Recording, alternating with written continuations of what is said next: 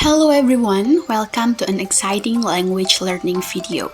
Today we are going to learn about two important concepts in language, synonyms and antonymy. What is synonym and what is antonymy? Let's find out together. First, let's start with synonyms. According to John Lyons, 1977, synonyms are words that have similar or almost the same meaning, so that they can replace each other in a sentence without changing the meaning. In this case, two words that have the same meaning in one sentence context will be interconnected and imply the same truth, which is called the entailment relationship. The first example is noun-synonyms. The word teacher and instructor can replace each other in a sentence. If we say, the teacher is very knowledgeable, then we can change the sentence to instructor is very knowledgeable without changing the meaning of the sentence. Both refer to the person who teaches. Next, we have adjective synonyms. The word pleasant and agreeable in this sentence have similar meanings. If the weather today is pleasant, we can also say that the weather can be considered agreeable.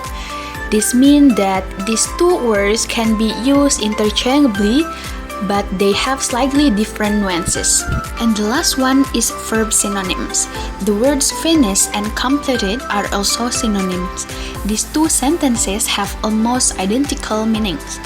If she quickly finished her homework is true, then she rapidly completed her homework must also be true. Both indicate an action that is completed quickly. Next, we will learn about antonyms. According to Cruz 2000, antonyms are words that have contradictory or opposite meanings to each other. Antonyms help us provide contrast in language, which clarifies the difference between two things.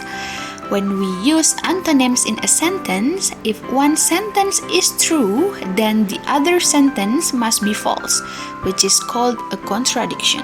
Antonyms fall into two main types, namely binary and non-binary based on the nature of their relationship. The first is binary antonym. Binary antonyms are pairs of words that have absolutely opposite meanings with no middle ground. When one word is true, the other word is automatically false. This is called a logical contradiction relationship.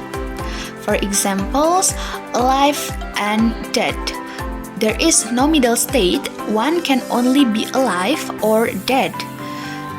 And the second one is true or false. A statement can only be true or false. The second one is non-binary antonym.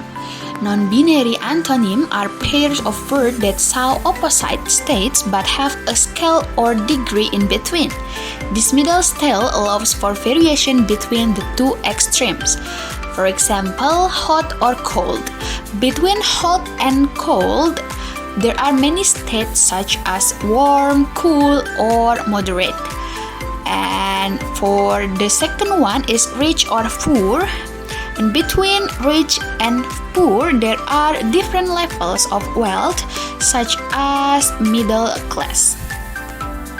In conclusion, synonyms provide variety in language use by offering words with the same or nearly the same meanings. They allow us to convey the same message in different ways, and changing the effectiveness of communication, enriching the language style, and avoiding word repetition. And on the other hand, antonyms help create clear contrast or distinction in language.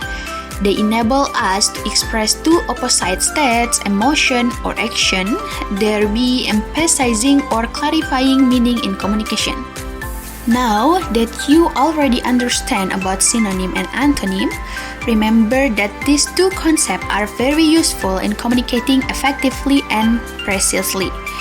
By choosing the right words, you can convey your message more clearly and meaningfully. Keep learning and exploring language, and we'll see you in the next video.